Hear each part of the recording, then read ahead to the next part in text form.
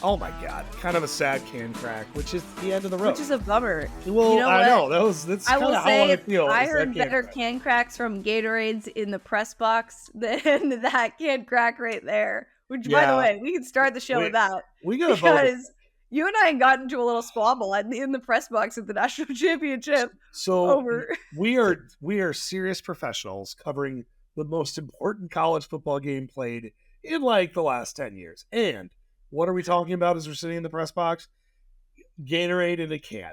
Now, we'll leave this up to anyone watching or listening. At the press box, I had not seen Gatorade in a can in a pitch. Have you ever seen Gatorade in a can? Yes, I have before. Okay. It's been a minute. Yeah. My take was it's delightful. I had 3 Gatorades within about an hour, I would say, right? It was maybe flowing. 2, yeah. Oh yeah, 2. And like we were flowing. And I tweeted it. I'm like, the Gatorade in a can is the superior Gatorade drinking experience. So you go up and get one eventually, and you sit down, and you're like, this is underwhelming. I was like, this is not what I wanted. The like freshness of it. But to be fair, I did mention to you I had fruit snacks before there. By the way, I haven't had fruit snacks in like 10 years. Okay. I have literally not had fruit snacks in for I'm not a gummy like person. I've had like gummy candies that are like something, but fruit snacks, no, I have not.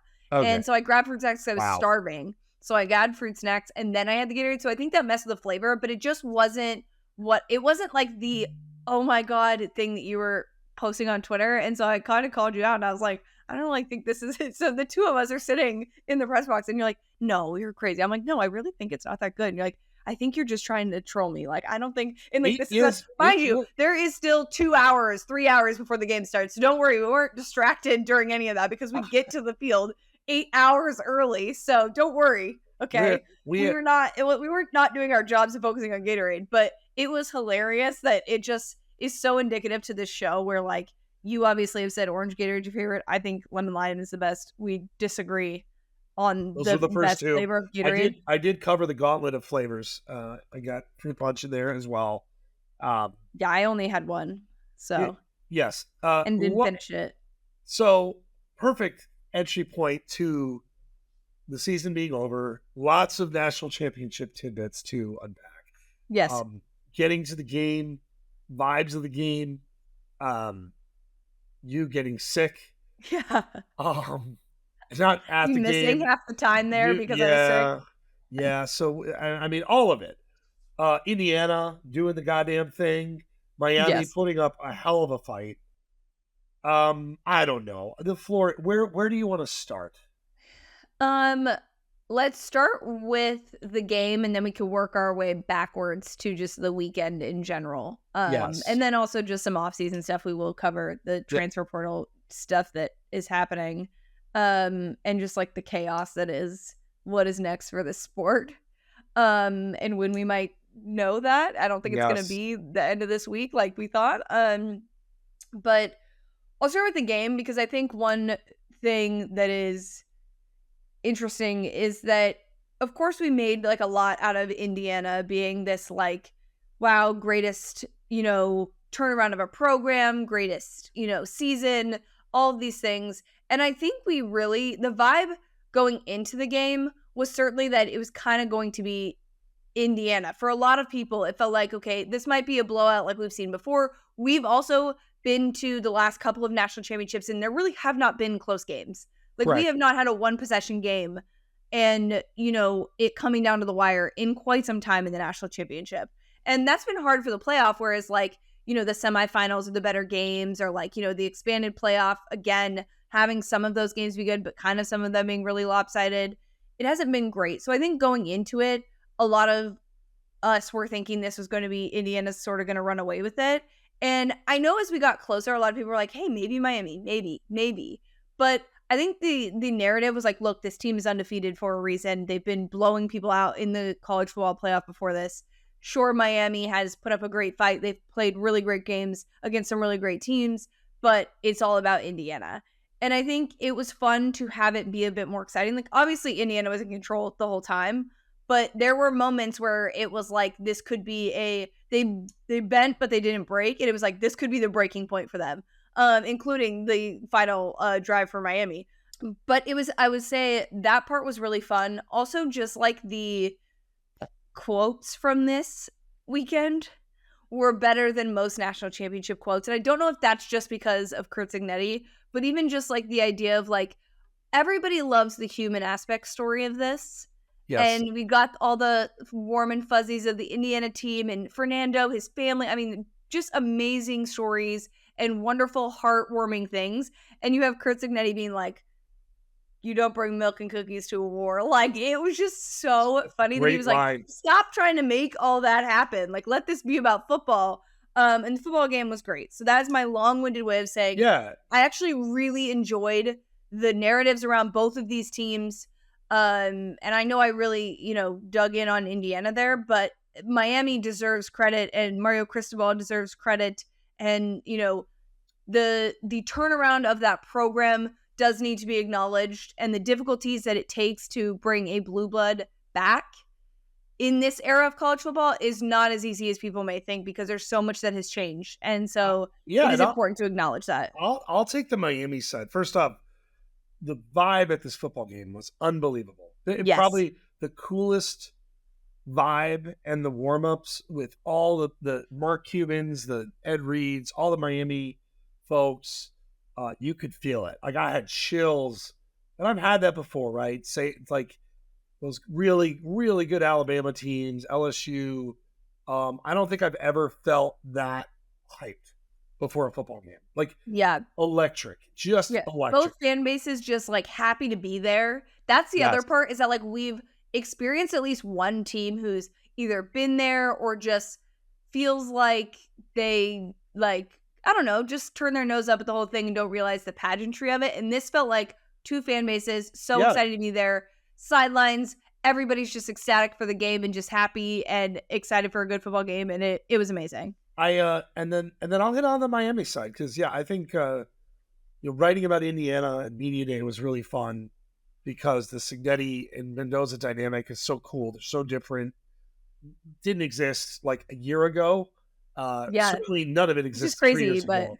But like I'll say, like, Mario Cristobal, I have ripped on pretty incessantly for a couple of years, and like, man, I like that dude a lot. He is business, and his remarks before the game, certainly his remarks after the game, like, so after the football game, right? To paint a picture, so the game ends, and we're writing. It's grind time. So for us, some years we've gone down, and it's kind of a mess. They changed it. You used to be able to be on the field 5 minutes before the game was over, and like experience that. Post-COVID, they have not let us be on the field until after the final whistle. Those were awesome, but like, we've got a story. I had a story to, right? Like, and so you got to pick your chances. So I'm writing a story, and it's you're tired, and you're looking for quotes, and the first one to go up is always the losing team. And so it's Miami, and it's the saddest, and it's sad, not just Miami. It's always heartbreaking. You have young kids, you have coach, and I loved his defense. Everybody wanted to ask about next year, and he's like looking at Ruben Dane and all, like, like acknowledging just these guys bought in. Like, that was a narrative that really kind of popped up and really thrived, is just how shitty of a situation Miami has been in, which I think is valid. So I thought Miami truly gutsy. Ruben Dane, I rewatched the championship game yesterday. I'm a Jets fan. They hold the number 2 pick, Fernando Mendoza. They're not going to get a quarterback. I would like to put my my hand up for one Ruben Dane for the Jets. I thought that performance, watching it again, was just fucking incredible. That dude is. They had a chance. I mean, at the time, but they that Carson Beck throw was kind of inexcusable. It's a really terrible throw. They're in position. The only thing you can't do is that. Throw it deep, throw it toward the sideline. Maybe you'll draw a flag. It's a heartbreaking way to end a football game. Very Indiana way, but heartbreaking. And then the other thing, Paige, so I think I saw Bill Conley but the analytics. Indiana's projected win percentage was like 17%. And like, Indiana, when you think about it, like the block punt, like, this was not a great Indiana game. You have Charlie Becker doing fucking crazy ass shit. You've got a block punt. You've got an interception. You got Fernando doing like battering ram into the end zone. Like Indiana needed everything to win this Penalty game. to move you back, not be able to Penalties. ice the Yeah. game. Like it was scary there, not gonna lie. But on the Carson Beck thing, look, I think, the move to Miami, the surgery, listening to him talk about what he went through, all of those things, it is unfortunate that this is the way his career ended in college football. But I also, and I hate to be this person because I don't love this thought, but the weirdness of him not shaking anyone's hand, and like I get it, like some competitors it's just not for them and they have to leave, but also not to have him in the press conference either, I thought was interesting. Like when you were mentioning that they announced like the press conference at whenever, I thought that was really interesting, and I understand that this stuff is hard, all of those things, but when you are about to go to the next level, I'm curious how that $4 million a year, how that works. Yeah, I have him in the presser. He's been through it. He can handle it. Like shit throw. Really interesting college football career. Complicated. Good. Some really good highs. I'm interested to see how they remember when we were talking about the TCU Georgia game, we're like, who's their backup quarterback that came into that game? Well, and it's like in a year of no QBs in the draft, he certainly will get a look, although I don't know. That arm has just not looked right all year, and the season ends with it. So I think Miami is going to stay really good. Obviously, you've got it is somewhat symbolic that during this game, you have this Mensa situation with Duke and Miami seemingly trying to pay him $6-7 million. Okay.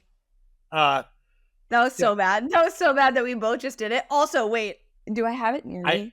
I didn't mean to say 6-7, but then once it came out that way, it just you have to do it. I was committed. I had to find the picture maybe instead of going to grab my actual credential, but I was dying laughing at our credential. This is my credential from the field. I told my kids about this. They has numbers and they mean stuff on the back, but it literally is 6-7. And so I was like, my kids were very excited for you. I thought that was so funny. Immediately picked it up. I'm like, did they do this on purpose? Like, this has to be a joke. But anyway, well, just in general, I think Miami is going to stay relevant. Malachi Tony is an incredible player. You've got some really good pieces. That offensive line, watching them warm up, and that's kind of when we were like, oh boy, like I really started to feel doubt because they are. I mean, it's a massive group of humans. Massive. Yeah, I mean, humongous. But it was just one of those things where I do think Miami's going to continue to do well. I think they've sort of found their formula. We can talk about the Mensa stuff here in a little bit. I don't want to dive into that before we finish the recap of the weekend. But also Fernando Mendoza for not having the best game, having the moment, like that's just what is the difference maker, is like having those moments where you literally put the team on your back and get obliterated. That was everything.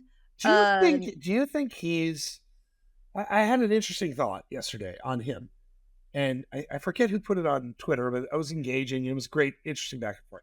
Do you think Mendoza is like a can't miss prospect? And I know that we're not forecasting quarterbacks, but do you see him and just think to yourself, like, wow, this guy is a future Pro Bowler at the NFL level?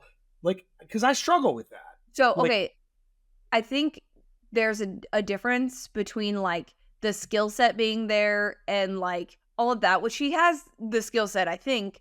But yeah, he's 6'5", honestly, huge arm. Absolutely. Yeah, like, superb athlete. It's more that he's genuinely, like, this sounds kind of cheesy, but, like, he wakes up every day and tries to have the best day of his life and work as hard as he possibly can. And that's not something that's like faked or forced. It is genuinely who he is every single day. And when it comes to football, like he's proved that like he's willing to put in the work. And I think that's the thing that is like a guarantee slam dunk in terms of drafting him, is that you're going to get someone who is not coming with a like attitude. You're not having to worry about whether or not they're going to put in the effort. And yeah, sure, it may not work right away, and that doesn't always necessarily translate in the NFL. And sure, he's going to get beat up and all of those things. But one, he's proven he's tough as hell, and he's taking some serious hits. Well, that's part of my problem, though. Like, I don't know if this style of play graduates really well. Like, yes and no, but also he can develop. And that's the thing that I think is that, like, I am curious to see, and this is always, we talk about this a lot with quarterbacks, like, it sucks if they go to, like, the worst teams. You know what I mean? Like, because, again, it just doesn't take one person. Yes, of course, quarterback's super important, but protecting them, doing all of those things is very important, and it could really cost someone their career. But I think in terms of, like, what it is worth it more so than a lot of other prospects that we've seen over the last couple of years. Yeah, so, I mean, it's nice that he'll go with Ashton Genty and Brock Bowers. How cool is that? And he'll go number one. And it was an interesting discussion because part of it, I also think playing for Indiana is part of it. Still, like, conceptually, like, when you watch Joe Burrow just be like John Wick at LSU, you're like, of course, this will translate. This is different. This is ugly at times, and not a negative. Ugly, like But also look at the team that Joe Burrow had around him. Well, look at this team, though. I mean, look at Charlie Becker. Sure, but on the same level, come on, you cannot say that you know that the players. And Signetti even said that. Like, but also, I would argue that this is interesting. This coaching staff and this vibe is unduplicatable. He will never. Yeah. He will never play in a system. He'll play with better players. He'll play with Brock Bowers, one of the greatest athletes in the NFL, and Genty. But can you do this with a vibe? Because look, I'm a Jets fan. You fuck up a good thing like Sam Darnold might play for a Super Bowl here. So I actually don't necessarily. I want him to do well. I like him. I actually think he is this just charming uber nerd who is so categorically like himself. It was cool to see that. Like, it's not an act. He's just this way. But like, now this next step starts, and I want him to do well. But I'm going to say something that I'm going to regret because people are going to take this very much out of context, and I'm not comparing him to this individual, but I'm saying way that he reminds me of Tom Brady a little bit in the sense that they both have the nerdiness of the football stuff. There's like a lot of nerdiness that goes into Tom Brady, and like we didn't even get exposed to that until he was already sort of great. Whereas like Mendoza, like we've seen it because the college career, the Heisman, all of those things, we know that about him. That's the part. It's like the attention to detail, the wanting to be great in all aspects, the expectation for himself, those type of things is very Tom Brady-esque. Like Tom didn't eat he's never had like a strawberry or whatever it is that he's never had something. And it's because like it's the discipline there. And that's what I'm saying is more Tom Brady-esque is Fernando is willing to do those things and like happily do them, by the way. He's not like doing it just because he thinks he has to. He's doing it because he's convinced himself that he loves it. And so I think having that football nerdiness and just like life nerdiness and wanting to be exceptional at all levels is going to pay off at the next level. I really like him. I really like this Indiana team. I like Surratt. Becker will be back. The running backs were really good. Pons is really good. I mean, they're just like, it's like how they assembled. And I know we've talked about this, and it's like everybody's writing this, including me, in different ways. But how you assemble this in 2 years, like it's truly astonishing. And it is not repeatable. Like this is what's going to, and it's not just NIL. It's like, it just coaching staff. Yes. Like it just, the parts work together so perfectly. You have to be in the right conference. Like, I mean, I'm for real. There's just so many things that have to go into this that are not possible to make happen anywhere else. And sure, you could turn, and I mean, I think it's a testament to how bad Indiana was, not necessarily like where they're at, because there's certainly teams that are just as good and programs that are just as good as Indiana and are going to still be those things. That's not it. It's more just like going from where they were to this in the way that they did is hard. I mean, look at Mario Cristobal. It took him longer. And thank goodness, here's the other thing is you and I have talked about this so much. Sometimes it just takes giving guys time, but then sometimes it's also finding the right guy. So like Cignetti was the right guy to do this and do it in the way that he did in the short amount of time that he did. But for Mario Cristobal in Miami, it took longer than that. It needed a full breakdown to build it back up. It needed a lot of things. And that's why it's like, it's not a perfect science. That's why that's why coaches are being fired and paid not to coach, because it's not a perfect formula to getting it right and running a program. And that's a hard thing to figure out. And that's what makes this even more amazing that Indiana did it. Talked about Bane. Malachi Tony is, we get 2 more years of him. Very excited about that. That dude is electric. That is like, my God. I hope they'll find a competent quarterback, I'm sure. They had the dude on their roster, by the way, Nickel. Yeah, that's right. I mean, God, he looked like he was 7 feet tall. He was put together. Yeah, I love Tony. Is so exciting. And Indiana, like, I mean, they return quite a bit, and what they don't return, like, you know, you have Josh Hoover coming in, who I think is going to drive Curt Cignetti insane, with his hero ball stuff. They're going to have to break that out of him. You bring in Nick Marsh. Becker is back. You lose 2 really good running backs. Your defense returns a ton.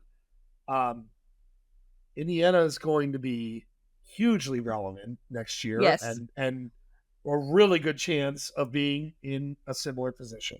Yes. Alberto Mendoza is leaving and going to Georgia Tech, though, and will be in a QB battle there, which I'm actually really fascinated by. Not a bad place to go. God, no, not at all. Not a bad place. If you like the way Curt Cignetti is, buddy, let me tell you, you're about to be in such a similar situation with your coach there. I do want to talk about the Menza thing really quick. We can do the rest of our weekend in Miami and random shit. But the Menza situation with Duke, we almost had this with Damon Williams. There is so much of this that is crazy. Duke is suing him, basically got the order to stop him from being able to sign with any team or enroll in any school, which, by the way, we were talking about how the loophole to everything is really dropping out and re-enrolling somewhere else. That's all been blocked until this hearing. I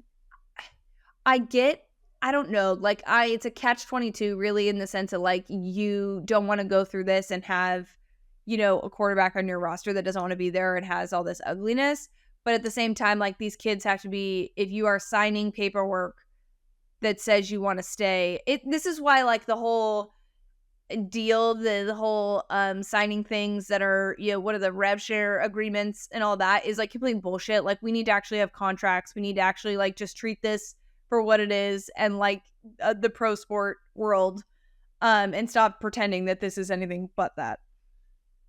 I'm assuming the contracts are going to get better too after this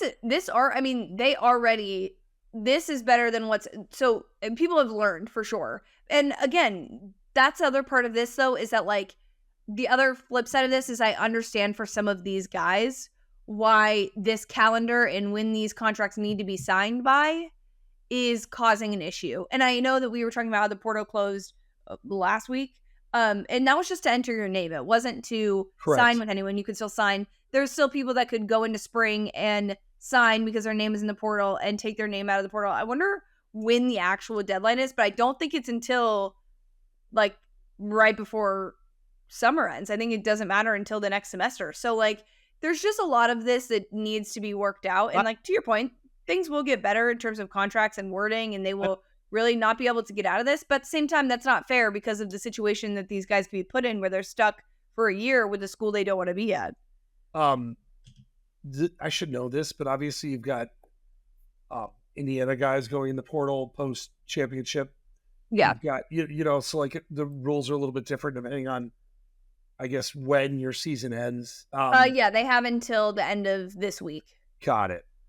Yeah, we saw, yeah, we've seen still kind of a little bit of movement. It'll be interesting to see if you saw some Miami names pop in there today. Yeah, no, there's a lot. There's a lot to chase down. LSU, by the way, is doing pretty good work. They are. Lane has built himself a really nice roster year one or year zero, if we do that anymore. What else, Indiana, Miami, or otherwise, from that game? I feel like that's it. What a cool season. What a fun. It was a really cool season. Yeah. You know, like RIP all of us for choosing Penn State and Clemson. Like this was amazing. This was a good. We needed this season. We needed Indiana. We needed Cignetti. We needed Mendoza. We needed Miami barely getting in, and then now making the national championship. Like we needed that. Yeah, I look back. I mean that catch against Penn State. Right. I look back at Miami beating Ohio State. You look at like these individual moments. I mean, how long ago does Ohio State, Texas feel like? I mean, that feels like a lifetime ago, right? I know. And it's cool because I'll say this, like the rosters are largely together most of the part. And like, you could bet on the futures now. You can do like, and you start to, you can't help but think about this stuff. I feel, and the sport now, you and I have talked about this, it is a 12-month-a-year sport, right? Like things will calm down, but like, I mean, Jesus Christ, spring football opens for teams like somewhat soon, right? It's like, it's wild. No, it was a really fun year. I know what I wanted to talk about. On the topic of playoff, as we're in Miami,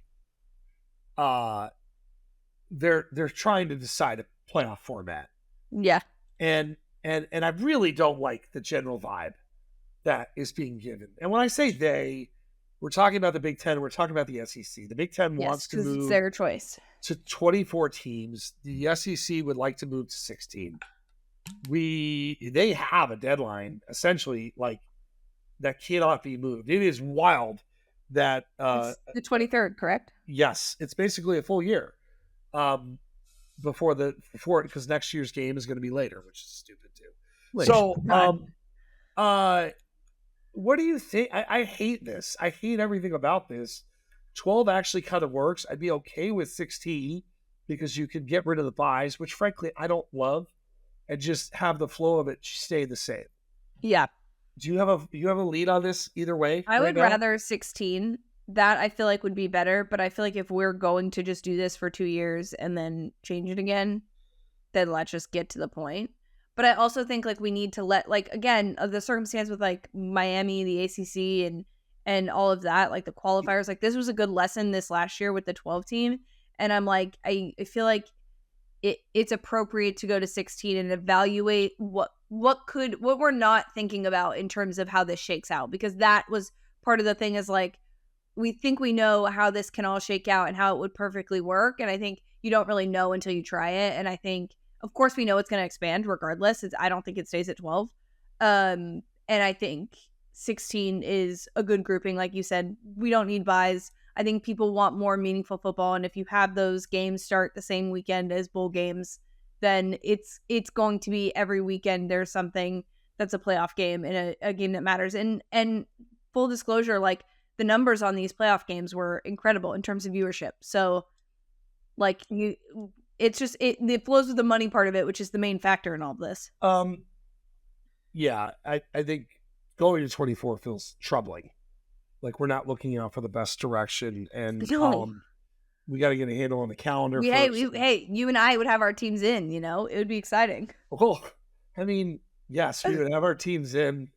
But at the same time, like, that's not good. No, yeah, it's not good for football. It's great for basketball, but all right. Well, let's talk some other Miami winning shit. So we get there Friday. Yes. We have a good time. Great time. Saturday morning, bam. Down for the count. Down for the count. Yeah, no. Friday night, I got in pretty late because, of course, my flight is 8 million hours long. And we had a good time. We hung out in hospitality, chatted with everybody, said hello. Drinks were had. We were good. And then I woke up at like 3 in the morning, which, mind you, we went to bed like pretty early on Friday. I feel like we were back up by like 10:30-ish. Yes. Maybe even earlier. And I woke up at like 3 in the morning and was like, yeah, I have a fever. Like, I don't feel good. My head hurt. My face hurt. Like, I was like, I don't feel good. Which, mind you, I have been sick for quite some time. Got over it a little bit and thought I was good. Was not. So woke up, was not feeling well. It was a Saturday, so had to call urgent care. Got some medicine. But I tested for I text Adam and David and I was like, I'm testing for COVID and both the flus because I don't want to give anyone anything if I have something. Not that you guys weren't already around me, but I was worried because I didn't know. I thought I was over my sickness. Turns out sinus infection, got a steroid and some antibiotics and was like back in action, but was still just like exhausted. My body was like purely exhausted from dealing with this sickness and not sleeping. And so I was pretty down for the count for most of the like off days and fun that we were supposed to have. Yeah, you were down. It was weird. Yeah. We did media day. We did. Yeah, I did media day from the hotel room. David and Adam were there in person, and I text you guys at like 7 a.m. and I was like, we were gonna meet at 8:30. I was like, I can't. You were missed, and then we had a great dinner. We were able to rally. We were able to rally, and we should talk about this dinner because we go into this restaurant. So the weird part about this is I said right before we walk into this restaurant, I found this place and got us a reservation for this place before, like probably 2 or 3 weeks ago. Okay. And I say to Adam and David, we're walking over. I say, oh, I think it's in a hotel. And I was like, oh, by the way, do you guys know where the team hotels are? And as we are walking up to this hotel where the restaurant is, we see the Welcome Indiana. And we're like, oh, shit, we're at the Indiana hotel. So we get in there and everybody's dressed in Indiana gear except for us. And we were like, oh, okay, cool. So we go over to the hostess station and I'm like, yeah, we have a reservation for 5:30. And they're like, yeah, actually the restaurant doesn't open until 6, but we can see you at the bar. And I was like, why did you let me make a reservation? Here nor there, but just something to keep in mind if you go to Toro Toro in Miami. Open table gives you reservations when they're not open. So there's that. The bar is open. So we get seated at the bar, okay? Mind you, there is no one there. There are maybe a nice table in the bar. Yes. Not belly up. No, it's a nice table at the bar. There's a bunch of tables, and then there's like the bar that is like a true bar. We're in a corner. So there's maybe 5-6 people in this besides us, okay? Yes. Not in the lobby area and the bar area we're popping with Indian events, but not the restaurant part. So we're sitting there, and they say, oh, we can take you over to the dining room table at 6 if you want. We ended up deciding to stay at the bar top, the tall top table, and just order our good food there. So we're sitting there, and as we sit there, it starts to open up, so Indiana fans start to come in. It gets closer to the Bears game. We start to, and when I say become surrounded, this is not an exaggeration. I was literally trapped into the booth because there was tables that were smaller than ours, set up for 2 people each, that they took like 3 of them, and there were like 20 people that sat down at these tables. And they're standing around the table. You're sitting across from me. There are people behind you. Every table in that place, the entire standing room of that place, completely taken up. Mind you, we're ordering like steaks on a skillet and like all these fancy sides. And we are surrounded by Indiana fans. Like surrounded. Also, these are families of the players as well. Like surrounded. It was insanity. And all of a sudden we were like, whoa, this is not. It was 1,000 degrees in there. The one guy next to us, everybody was super nice too. Yes, they were all very kind, but it was getting rowdy. The restaurant lost contain, and the guy next to us, he's like, because you were truly boxed in. Yes, you could not move. Guys, like, hey guys, really sorry about this. If you feel trapped, well, you are. Which was a good response. Yeah, and food was amazing. Food was amazing. Great dinner. But yeah, I wasn't able to drink, so that was like I was sober and everybody else was like having a great time. It was time to go though. Like it was. Yeah, we had to gather. We did have our media party to go to, but yeah, it was hectic. And then players came down and started seeing their families for a little bit. We were like, all right, we gotta go. I will say my random-ish shit. I'm at media day. Okay, and like throughout this whole few days, you're gonna see people, you're gonna meet, you're gonna, you talk to Scott Van Pelt of the world. You see Mark Cuban a few feet from you. Yeah. Maybe you say something, right? But you rarely do. Like I'm very quiet when it comes to this shit. I don't like. I just mind my business, right? We are professionals, blah blah blah. I'm standing at media day, and I turn to my right, and for the first time ever in a long time, I am starstruck. Now, who am I staring at? To be starstruck, you ask? A guy, an influencer on Instagram who catches marshmallows in his mouth. That's what he does. Insane Shayne. And I am in awe. I'm like standing. I like don't know what to do. Do I go up to these guys? So if you don't watch them, Insane Shayne, they do these on dodgeball videos. We're quite literally, most of them, they do fun stuff, but they stand like 20, 15 feet from each other, and they throw stuff at each other, and they try and hit each other in the nuts. That's the presence. That's the, and they've got millions of followers. My kids love them. My kids love them.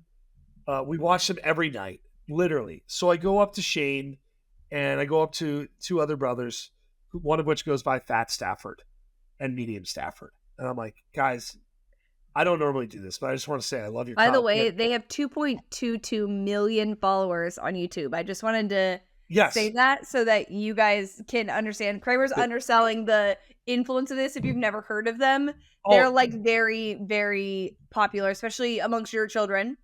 Well, and you. And so I go, my kids love you guys. I love you guys. You guys are great.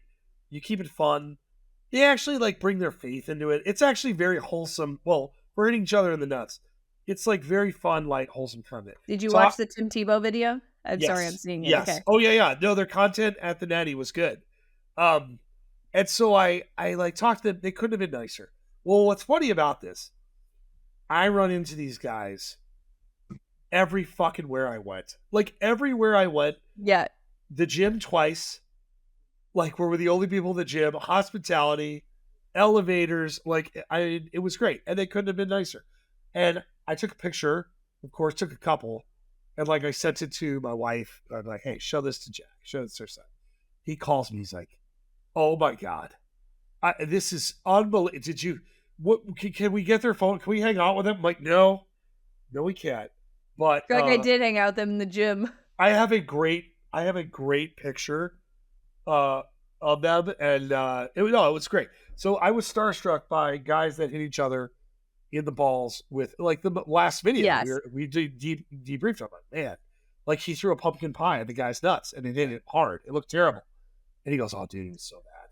I'm like, this is what my life is now. This is where I've and what you could tell the people who knew them were like starstruck as well. Like, oh my god, yeah, on dodgeball guys. So highlight of my trip personally, because I was the cool kid or the cool parent kid. I'm still a kid in my house, at least for a little while. Yeah. No, you were so excited to tell me about this. I was so excited. You were like showing me the picture, and you don't get like over excited about anything. I don't do this like anymore. That, but the only other interaction I saw, like seeing Mark Cuban, who was so excited, was cool.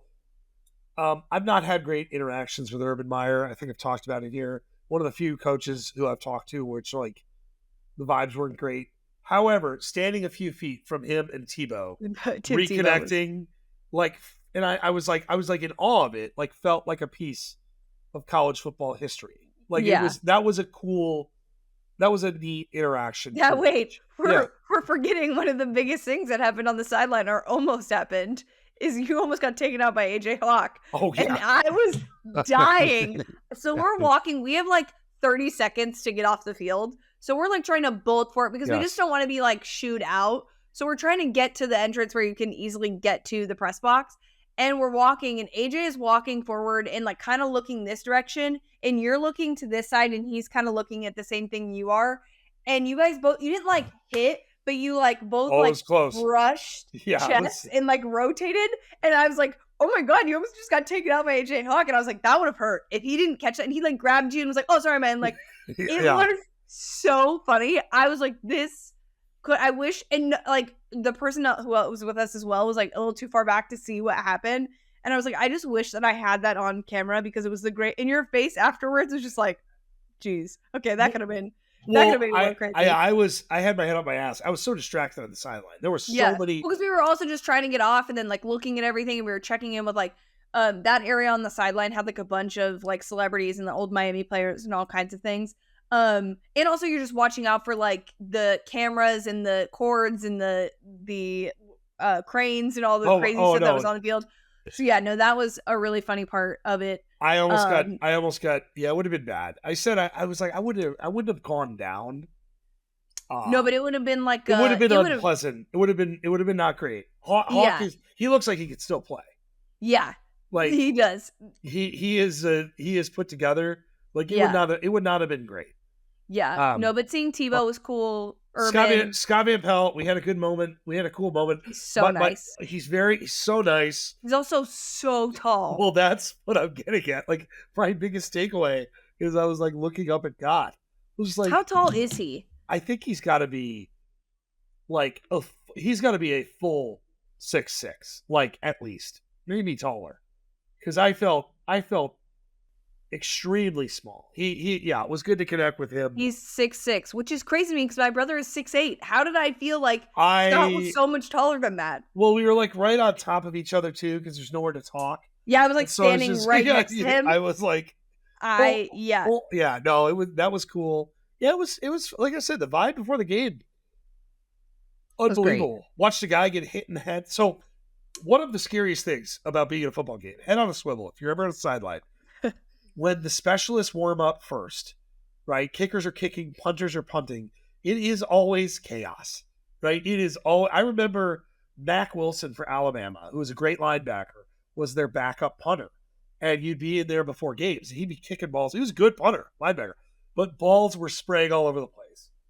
So if you're ever on the sideline before a game, watch out because these guys, this poor guy, working the game is walking. I'm watching this perfect spiral launch into the night, and you're just like, heads up, boom. Nailed the guy in the head. He had the most nonchalant reaction. That's why I didn't know it hit him in the head, because I wasn't looking, and you were like, oh my God, that hit him right in the head. And I was like, it did? Because he didn't even look like, it looked like it hit him like maybe in the back or something. Oh my God. Right in the goddamn head. And I just like stood, and he played it off well, got off the field, and then probably sobbed because it's like, I would have been in shambles. It would have been on, YouTube and millions of views later, etc. But it was great. No, it was awesome. We get to spend time together. We spent time with David Kenyon, who writes for BR and does an amazing job, and is just an all around good dude. Yeah. It was very fun. We got to watch the Bears. God. That was fun. We went to our media party for a little bit and then decided to go to our hotel bar and watch the end of that game and just hang out with each other. And that was nice. I think one of the underrated parts of getting to do this is seeing you guys and being able to spend time with you guys because we work together so much, talk so often. That even just getting to hang out and shoot the shit before games and just talk about the things that we love. But yeah, no, it is fun that it was in Miami. Wish I got to experience more of the city. I will say the takeout food there, also just like shout out to Cafe Bastille because I fucking love that place. I ordered from there one day when I was walking to get my prescription, and I picked it up because it had really good reviews and it was walkable near where I was picking up my prescription. So I grabbed it and I got a coffee, and I like a latte, just like the milk in the coffee. Yeah. I love that. And then I got a croissant sandwich and an orange juice. And it was like the greatest thing I'd ever had. That I walked there on game day, on National Championship Day. I walked to the Cafe Bastille to get just coffee because I was like, that's not true. I got a Nutella croissant as well, which, by the way, fantastic. But if you're in the Miami area, it was so good. And it was also very cute. It looked like a very New York vibe place. It was Parisian, obviously, but New York vibe with the outdoor like seating and all that. But 10 out of 10, recommend that. And then I had a sushi bowl the other night that was also delicious because I was determined to have sushi while we were there. We did do South Beach, David and I, because you were recovering. Yes. It was hilarious because the weather was not cooperating in the morning. She had the rain. You guys, it's not. Yeah. Also, for people who don't live in an area where it's warm but there's rain, it's very confusing. Well, we made it. It poured. We went out again, and then it really poured. So we found a bar in South Beach just to seat cover, and the people watching was incredible. You had people sprinting in like full suits. You had people in like no clothes at all, just not giving a shit. It poured for a while. Miami is cool. Miami on a city like CFB, should we do this again? Yes. That was a good city. Walkable. I think it's fun. There's a lot to do, a lot to see. Yes. Very unique. I mean, lots of fun. I will say incredibly expensive, and that's coming from me. Yes. Very expensive. I was saying to you, like, I would actually like to go to Miami for a trip. Like, I wouldn't mind doing like a vacation there. And then I was like, part of me would rather go do like a tropical island that's close to there. Because things would be cheaper as opposed to like. Oh no, it's crazy. Yeah, I mean, it was. You're paying for it for sure. It was a good host city. Stadium is fine. Press box, far, and press box. I'm not gonna be that sports writer though. Like, I don't want to be that guy. Yeah, tacos were phenomenal that we had the first meal. Phenomenal, exceptional press box food. Yeah, even you and I with the hot dogs. Hot dogs and half. The only two people were like, they're like, oh, we have these desserts for you, but we also have hot dogs and hamburgers. You and I just like book it. I hear somebody in the line behind me say, "Oh, I don't not want those hot dogs," and I was like, halftime hot dogs. Up the hot dog. Leave me alone. Halftime hot dogs at the championship game, and like the funniest thing every year, you don't have like ketchup packets or bottles. You have ketchup that you have to serve on your hot dog with a spoon. And so what happens is you end up like your ketchup distribution is fucking terrible. So like the whole time you're just like eating ketchup with a side of hot dog. Yeah. But to your point, it's one of my favorite traditions. I love a hot dog. Okay. I have to have a hot dog. I will never say no to a hot dog. I manage my eating all day. Also, yours was ketchup with onions, and mine was mustard with relish, which just like feels very like opposites. That's perfect. If they had sauerkraut, send me over the edge. I love sauerkraut. That's my my goodness. Symbolic for this show. All right. So we have to talk what we're out of football, obviously. So we're out of game. Yeah, the show will go on. We will figure out though what our pod schedule is, what we're doing, and all those different things. But this was a really fun year. It was awesome. There's obviously more to come. The sport will continue to do stupid stuff. And we will cover all the stupid stuff in different fun ways. Any other? No, I think that's it. All right. Well, we hope you guys enjoyed this awesome football season. And Paige, I'm Adam. We will talk to you guys soon.